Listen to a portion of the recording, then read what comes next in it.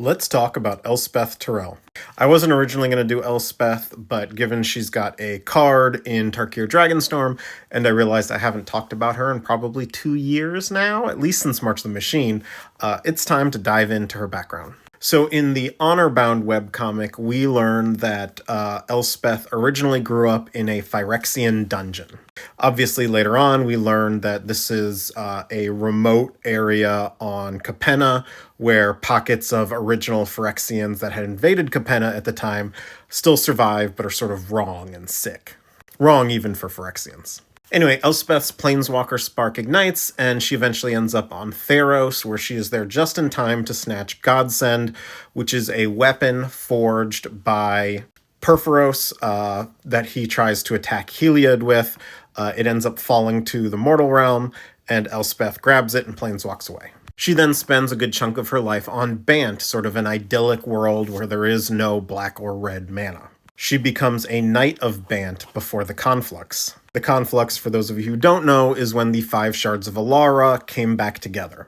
Just before that happened, she met a Johnny Goldmane, who she nursed back to health. That was after like a planeswalk gone wrong, if you remember the whole jumping into a volcano thing from Sarkon's video. Anyway, after Grixis, the undead plane, invades, Elspeth reveals she's got way more magic than she ever told anyone or let on. She feels now that Bant is connected to Grixis, which is the, again, horror world, bringing things up for her. She leaves her knighthood behind. And we catch up with her on Dominaria, where she's working as a pit fighter. This is where she meets Koth. She recognizes the Phyrexian symbol, because again, grew up in a Phyrexian dungeon, and agrees to help him with New Phyrexia on what was Mirrodin. Ajani also shows up around this time and brings her back her armor and tries to remind her who she is. So what we're seeing in Tarkir Dragonstorm's story is very much a reversal of how Ajani helped her through her traumas in the past. On New Phyrexia, they lost Venser, but were successful in freeing Karn from the center of the world. But the fight ended up being a losing battle, and Koth forces her to planeswalk away when they try and basically bomb a Praetors meeting that ends with Elish Norn taking like primacy above the other Praetors. She ends up on Theros after that, where because of her possession of Godsend, she gets embroiled in some god shenanigans.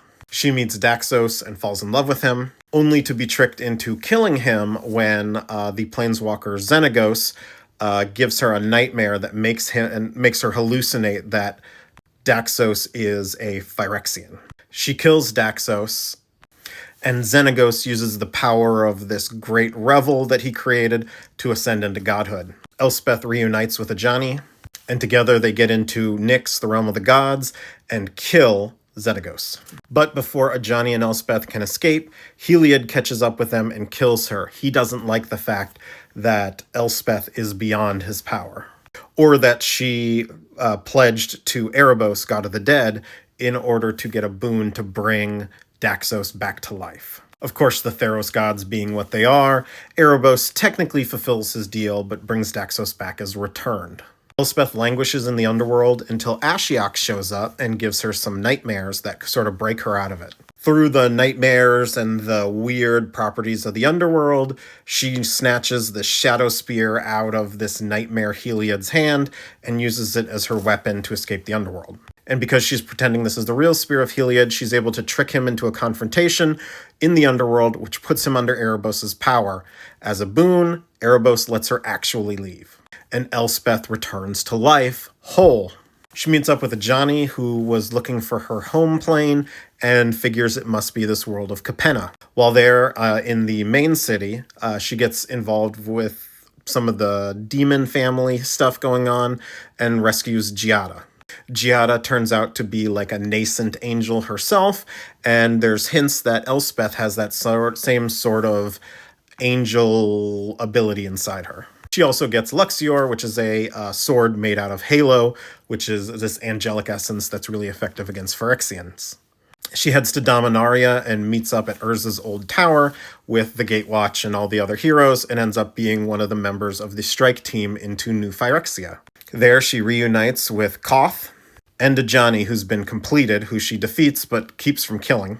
and ends up stabbing Jace with the Halo sword and snatching the Silex just as it's about to go off, which gives her an Apotheosis in the Blind Eternities, where she chooses to come back as an angel, helping turn the tide on New Phyrexia, and becoming a new angelic protector of the multiverse.